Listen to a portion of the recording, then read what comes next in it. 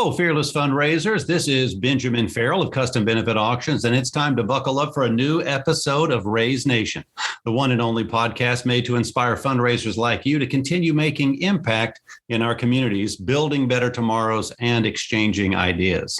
So whether you're a trailblazer or a seasoned pro, you'll pick up the trends that transform your fundraising. And together, we'll dive into lively conversations and chat with industry-leading fundraisers and thought leaders to explore hot-button issues and innovative ideas. So stay with us for the next 30 minutes while we inspire you to embrace the future of fundraising. So let's get going right away because I've got a fantastic fundraiser and recent award winner with me today. And so I'm super fired up. Now, she is working with Canine Companions. I cannot wait to hear how you've been getting through the pandemic, but it is Janine Konopelski. So Janine, thank you for being with us today. Oh, thank you. It's great being here. Well, and big congratulations on Storyteller of the Year. I mean, every fundraiser knows the power of a story. So why don't you tell us a little bit about your organization and, your effective storytelling? Well, we're so excited to have been awarded Storyteller of the Year. It really, it's been a challenge year for everybody. And at Canine Companions, it really has been no different with the pandemic. But what we do is Canine Companions train service dogs for children, adults, and veterans with disabilities. And after the dogs are matched with their human partners, we continue to provide training and support to those teams to ensure that they have the independence that they desire when they're out in public and at home. And thanks to our donors, we do it all free of charge. Oh, well, okay. You are singing music to all of our ears right there, because even if we don't know about your organization personally, immediately we can all visualize the impact that these amazing animals are having with people who really need them. So how did you come to find yourself working for a great organization like this? We're actually headquartered out in California, in Northern California. And at the time, I was actually out on the East Coast and working in private industry, and been doing marketing all my life, and had an opportunity for a bit of a career change. And I think, what the old saying of, when you work for a nonprofit, things will be slower and easier, and, you just kind of coast. And that, as we all now know, working in nonprofit, that's just not the case. So I've been with Canine Companions for 15 years and been able to really build up a team as the organization continues to grow. Canine Companions has 6 training centers throughout the country. So we have a lot of different areas where we have a presence. And it all started, in Santa Rosa, California, back in 1975 in a small garage where our founder saw that when she was traveling in Europe, she actually saw donkeys that were doing physical tasks for people, and thought, wow, we've heard of guide dogs for people that are blind. What if we had a dog that can do physical tasks? So she created Canine Companions, and the concept of dogs helping people with physical disabilities, doing things like picking up items that are out of reach, or flipping on a light switch, pulling a wheelchair. The dogs learn over 45 commands by professional trainers. And, but we couldn't do it all without our volunteers. So we have a team of 5,000 volunteers. They help care for the puppies when they're born. They raise them for a year and a half, teach them commands, take them out and about. And then, of course, the great volunteers that we have that assist with events and fundraising and outreach, they're all really amazing. Well, if you're listening to this podcast right now and you heard the phrase 5,000 volunteers, you may have slammed on your brakes right there. That is something to be celebrated. And how about the longevity? 1975. I mean, what an amazing journey. And also that reminder that if you recognize that you can do some good in the world, that there are going to be plenty of people that want to rally and help you to do your very best. And 15 years as a fundraiser, my hat goes off to you, because we certainly know how demanding. You may have come to this organization saying, yes, I've done quite a bit of work in marketing. And they said, good, that will be one of the 50 things that you'll be doing. So exactly. As your role has evolved, how did storytelling really emerge as one of your best tactics for connecting with these volunteers and donors? Yeah, good question. I mean, we've always utilized storytelling when we talk about our clients, and not only are the dogs wonderful in helping them, our clients are wonderful, and they're really overcoming challenges that many of us have no idea, how they get through the day, and then when they have this really great dog to assist with that, it's really amazing. And I think what's changed a lot over the years, of course, would be online and social media. And that really gives us opportunity for even more storytelling, which is great. And utilizing, your messaging, you have to tell your story a little bit different depending on the channel and the medium. But in the end, they're all stories. And as long as you kind of follow that, making a connection with a person and really, it's a great way to build a relationship with the donor. Well, it really is. And because people remember stories and they share great stories, and that allows your mission to kind of live on in the hearts and minds of everyone that hears it. I can remember being so interested in storytelling. And I think it was maybe Daniel Pink in one of his books.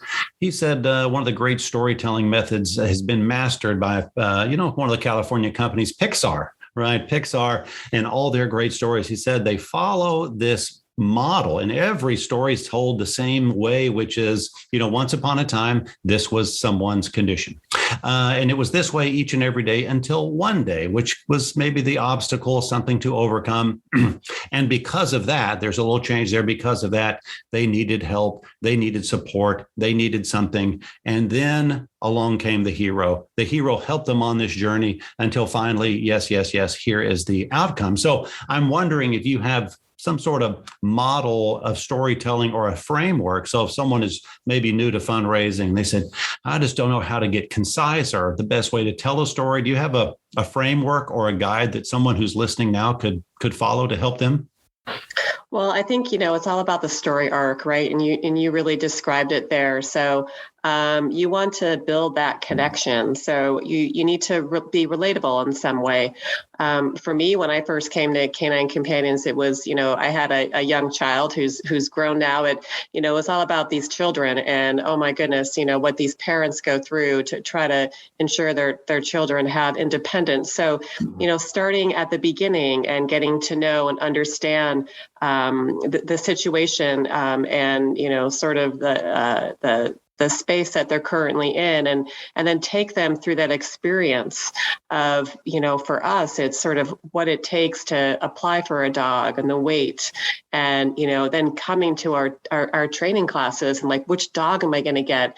And there's that suspense, if you will, and you're kind of, up there at the beginning of the arc. And then all of a sudden there's, the emotion and the happiness and the result of what's there. And I think at the very end, don't forget that call to action, right? Because, we're fundraising, we're trying to spread awareness for our mission. So, I think those are really the pieces of that story arc that we utilize. And sometimes you have time to tell that story. Utilizing video obviously is great.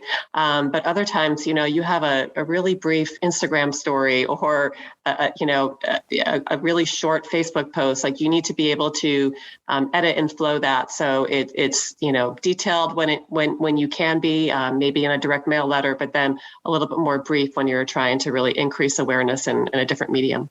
That's really great advice because, right, we come to these fundraising conferences. Of course, we're attending Raise right now. And everyone says, gosh, we don't get enough traction on Facebook or on Instagram or on Twitter. And what's the best channel or what do we need to do on LinkedIn? And you really had a great piece of advice, which is make sure that the story you're telling is appropriate for the channel you're using, whether it is the direct mail or video. But most importantly, include that call to action. Like we love telling stories and hearing stories, but let's just don't do it for telling a great story's sake. Let's go ahead and get the donors when they're inspired. So what are some of your tips for that call to action and how do you include that? Say, we'll just maybe start with some of the social media and then maybe your direct mail piece. But for social media, you see a great video, your heart is warmed by that story. And then how do you kind of make that ask in the moment for your donors to make a donation? Yeah, absolutely. I mean, there's so many different ways, and it doesn't have to be the real hard fundraising ask, though that is helpful as well, depending on the situation. But for us, we see even just learning more about how to get involved or how to sign up for our emails to hear more stories. Sometimes it takes people a while to come around, and we kind of I like the marketing role of the 5 to 7 touches, right? So it takes 5 to 7 times before somebody acts or has any kind of action. So you need to keep telling that story. And when they finally go by that billboard the 5th time, they're like, oh, that organization, I'm going to go online and check it out. So the call to action doesn't necessarily have to be a very direct ask. You can take them through a journey. We also utilize welcome series via email. So if we send an email out and somebody subscribes to our emails, but they haven't made a donation yet, we continue to tell them stories about the organization, and usually with the link to then go to the website to learn more about a particular piece. And then, when you're doing a fundraising campaign, we have it's only September, but we have our end of year, very important fundraising season coming up. That's when you want to start to really be more direct and really have a direct ask of what the need is and how they can help and why they'd want to get involved. So I think just like, with social media, in a lot of cases, we'll have a story, a video, and then the people there on our social page will be able to start commenting and talking about their experience with the organization and how to get involved, how they got involved. So the storytelling keeps going. That's the great thing about social networking, right? It's a little bit different than the direct mail piece. So usually with direct mail, we have a much stronger ask and call to action. Well, I think that's really important for anybody listening here, that you are able to segment your donors, that you're building an email list, that you know which list is on which journey with you, and that you can map this out in advance, knowing that we're going to follow your 5 to 7 touches routine, which of course is very important. One thing that a lot of people seem to struggle with is having that consistency in delivering that same message across all those channels. But I think what we're hearing from you, which is working, is a consistent message. And the first one doesn't have to be the direct ask, but of course, you're bringing them along that journey with the email communication. Have you seen any changes, of course, over the pandemic? I mean, that seems like a silly question, of course, but have you had to make any radical changes about email communication or open rates? People are always eager. Man, what's the best email we can send right now? Well, I mean, I think, really, if we go back to the beginning of the pandemic, back in March, everybody had to reconnect, right? So we had events that were supposed to be in person. At the time, we actually had, we were getting ready for a big campaign around National Puppy Day. And yes, we had plans for our volunteers to go out and do outreach and be out in their communities and talk about the puppies.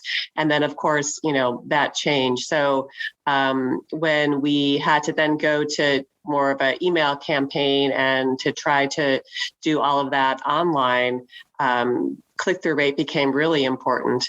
Luckily, we have cute puppies and we yes, have, amazing client stories. But, that is really one way that, having an engaging subject line so that, again, just thinking of the story arc so that they know what so pique their interest so they know what might be inside and to get them to act. I mean, one thing that happened with the pandemic for us as well is since we couldn't be out and about for this puppy day, we decided to bring the puppies to the world, and we implemented a live stream of puppies that were recently born. Luckily, it was at the home of one of our staff members, so she was able to set up the camera, and you could tune in while you're home and kind of in the shutdown and not able to go out and watch these cute puppies, whether they were playing or eating or just sleeping. Sometimes just watching them sleep was helpful, and that was a way that there wasn't a direct ask to that, right? But that was a way to bring people into the mission and to make them aware of, gosh, this is really what the volunteers are doing. They're caring for all these puppies to, try to make them future service dogs. And I think, we had some major corporations stream it for their workers when they were on their lunch break, and they could tune in. I love had it. some great media with it. And, we had upwards of almost 70,000 hours logged of these puppies. Yeah, I wish I'd known about that. Sadly, I was not made aware of this, but I could have probably used a little time there to see some puppies to keep us going during those early weeks of the pandemic. Well, stories really, really stay with me across all these fundraising events. And I remember one specifically where a young man was really battling a congenital heart defect and really struggling. Body was really, really struggling. And it was in the hospital and had been in the hospital in a pretty critical situation for 100 days straight. And you can imagine not feeling very good, not feeling very positive. And so his mom decided she was going to throw him a party. And so she went and contacted the choir from church, and she was picking up balloons and gathering friends. They were just going to come down just to throw a big party to cheer her son up. And he called her while she was gone and said, I don't know exactly what's going on, Mom, but they've not brought me my lunch yet. And I'm getting pretty hungry. I think they've forgotten. And so she called the station there, like any good mom would do, to really figure out and get to the bottom of this. And they said, well, we knew you were coming back. We didn't want to alarm you, but there is a chance that a heart is on the way for a heart transplant. And here she was planning the party first with no idea. And sure enough, by the time she got back, they said, it's definitely a go. Her son went into surgery, received a heart transplant. And then this was in a live event, but he came out onto the stage and said, from the bottom of my new heart, I want to thank all of you, right? It was such a moving moment, never forgotten it. And so I think of stories like this, and I would imagine you maybe have one or two. So if people are listening, do you have a story like that where a great one of these great companions has been paired with somebody and their life has just really been changed up because of it? It's a hard question because there are so many. I think, at Canine Companions, one thing that happens is we bring the person to one of our training centers, and they're actually staying there in our guest rooms, and they're training for over 2 weeks to learn the commands that the dog already knows. And we're doing that match. And after a few days, the person gets what we call a pre-match, and they get this time to see this dog that might be their forever dog. And they get to take that dog with them back to their guest room. And time and time again, we hear of, this is the first time that my child slept through the night. And they don't even really have that bond yet with the dog. And so you could only imagine what that life transformation is going to be like for that child. We have stories of, some of the tasks that our dogs can do. There was an individual that worked at a large office building, and she utilized a wheelchair. And by the time she got from the parking spot into the building, across the parking lot, into the building, up the elevator to her desk, and she was exhausted. And those are the things that we just don't always think about. And so once she had her dog, the very first time when that dog was able to pull her across the parking lot and help relieve her muscles and her strength, it was a new world for her. And she excelled in her business and went on to do really amazing things. So we have a lot of really heartwarming stories. I think a lot of them too, when you have a really great photo and you have a great story, like it's even better when you combine the two. And this is really what happened with the pandemic. We had a really great photo of one of our volunteers, and she's a doctor at a hospital and was working in the emergency room back in March. And she was a volunteer raising a puppy for us. And she had her dog with her. She took a break with the dog. Somebody snapped a photo, and with her in her scrubs, with her face mask, and you could just tell she was exhausted. And, that image really went viral. And once we were able to attach the story to that image, she actually did a Facebook Live event for us to talk a little bit about what she was going through and how the puppy was really helping others there.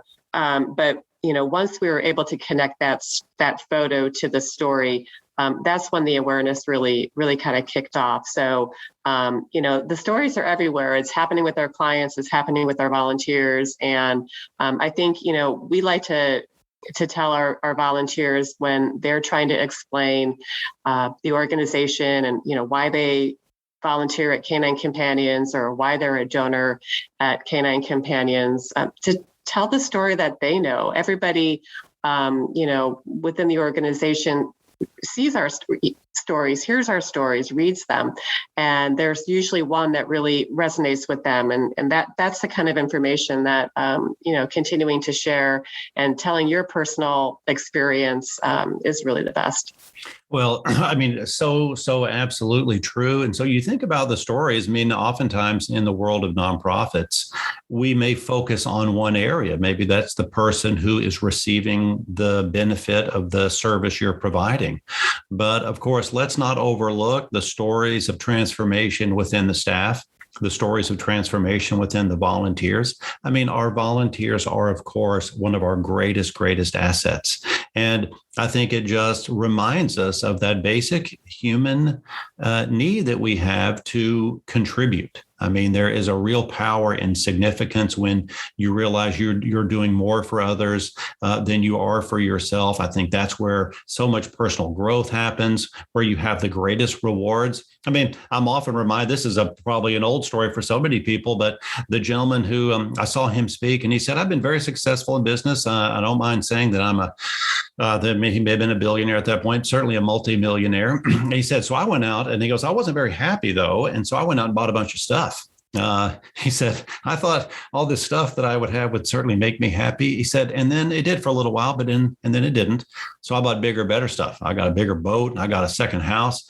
And then that wore off. He said, so then I bought a football team, a professional football team. I thought, how great will this be? Sure enough, it did not satisfy his personal needs. He said, there's just got to be something more. So a friend of his at the time said, we're going over to Bosnia during, of course, that terrible civil conflict that they had. And he said, we're going to pass out wheelchairs. And they went over there and they had some wheelchairs, and they were lifting children up, putting them into these wheelchairs for the first time.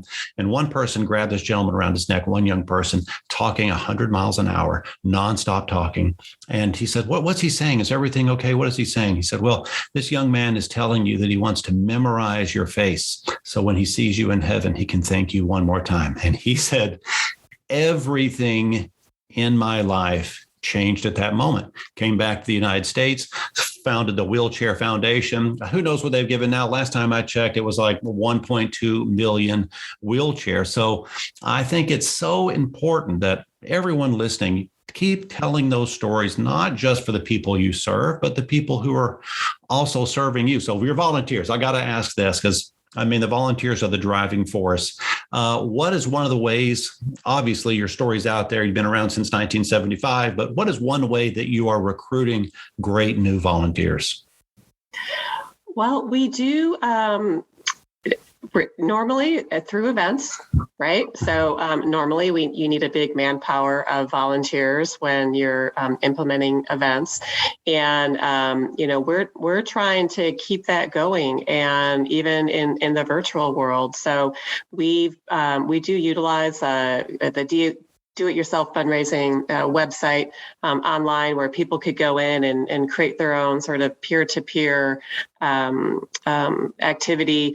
And people have gotten creative during the pandemic. So we've had some virtual puppy visits where somebody will say, make a donation to my fundraiser, and I'll invite you to a Zoom meeting, and you can meet my puppy, and I'll show you all the great things they're doing, or having and then so that actually opens up the volunteers are inviting the volunteers, that people that they know to come join the organization. So that's one way. I think we also look at what we would, lead generation, like how do we do some ads? How do we let people know that don't know us, let's say on Facebook, for example, to engage them in the mission. If we know that they love dogs and they want to help people, this is really the organization for them. So you have to do a bit of that outreach, and I think doing more online right now is makes a lot of sense.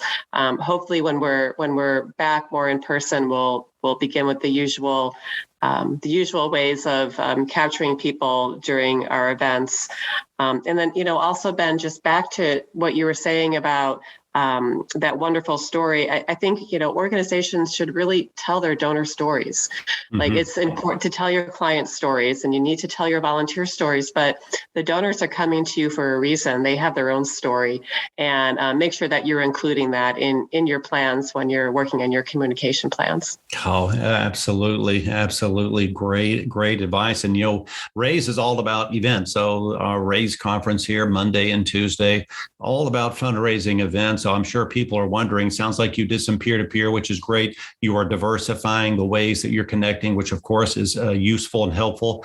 But looking forward, you got a big event coming up. You said there's a big push here, fundraising season in the fall. Are you still having events? Are you going to have them virtual, or are you thinking about a combination, maybe hybrid, or where are you on the event continuum? Yeah, this is our busy time, September through November, and we've probably had about 12 events on the books. We have an event called Dog Fest that is normally a in-person event where you bring your dog and and have a great time, family fun with a lot of different activities for dogs. So we're going virtual in a lot of places with that. In some areas where there's a lot of open space, we're still able to have some of that gathering. So we're looking at really doing that hybrid. And unfortunately, we have 3 big galas that were planned that are now going virtual. But we're utilizing the One Cause software to be able to kind of keep our usual event auction and silent auction, live auction, and utilize the software to still have people participate. For those that have already purchased tickets, we're giving them a little incentive, maybe a little gift in the mail or something like that to say thank you for continuing to support us. So for as far as event goes, for the next few months, we're really looking at a lot more virtual, a little bit of hybrid, and we're hoping that the folks still show up and they don't have that virtual event fatigue quite yet. Oh, no virtual event fatigue. I feel like that's, I don't know who started that rumor, but, someone said, I don't know, it's just too much screen time. I said, well, how long have Americans been watching TV? That certainly hasn't diminished. So I'm not sure I'm ready to agree with that. Well, now I got to ask you, as an auctioneer, I'm hearing about these live auctions. So do you have a story of something that was really fun and exciting that you sold in your live auction that was a big hit? Well, back to the puppies, we have a spend a day with the litter. So, we have volunteers that are caring for our dogs, and they're gracious enough to open up their homes to our supporters that purchase the auction item, and they have a lovely lunch in wine country and an opportunity to play with puppies and to really learn more about how those dogs are learning and all about the mission. So that is really probably one of our it's a trip if you have to come out to Northern California. But if you're here, it's really probably one of our most popular. Oh, well, I can imagine. I mean, who doesn't want to hang out with a litter of puppies right there? I mean, it's nothing but all smiles and less bark and more wags, right? We love it. We love it. Absolutely. Well, I'll tell you one great one that revolves around a pet owner. A local brewery, a microbrewery, said, all right, here's what we're going to do. We're going to make it available for you and a small group of your friends. I think it was maybe 4 people, maybe 6 people, to come to the brewery and craft your very own specialty microbrew. You get to select the ingredients, but we will help you not make any terrible mistakes there. You pick the ingredients. You're going to make this batch of beer, and you're going to get to give it your very own name. And on top of that, we are going to make a custom label to this beer, and you can put your pet's face on the can. And this woman won this package. She named her beer the Big Ear Brown Ale, and her dog's face was proudly displayed. It was so much fun. So when they canned it all, of course, they sold it, turned it into an ongoing fundraiser. But it's just so much fun you can do with the pets that we love and the animals we love. So I can't believe I'm saying this, but we're just about out of time. So Janine, I want to ask you something. But people are tuning in. They definitely want to improve their fundraising. And so as it relates to storytelling, or really anything that you have learned along the way in your fundraising journey of so many years here, is there one tip, one bit of advice that you could share with someone listening that no matter if they're a one-person army, they're a large national organization, that they could put into practice that would help them with their storytelling and help them with their fundraising? That's a really great question. I think really, if you lean into what those client stories are and the people that you're helping, doing an interview, sometimes people are afraid they'll just want to kind of capture something from an email or some kind of survey that might have been completed, a satisfaction survey, but talk to them. And I think once you have that interaction with that client, that volunteer, the donor, to really understand, their situation and what that story arc is. It's time consuming, I know, but that's where you're really going to learn about the stories that are really going to be able to make impact, either through awareness or direct fundraising. So give it a try.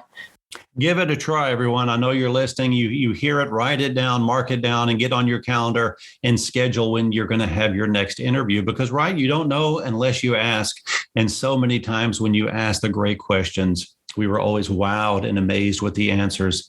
And that could be the next story that can propel your next great fundraising event. Janine, this has been an absolute joy speaking with you. I want to congratulate you once again on your Storyteller of the Year. And I know people are listening, and we know people love what you do. So how can they learn more about Canine Companions? And if they want to get in touch with you, how could they do that?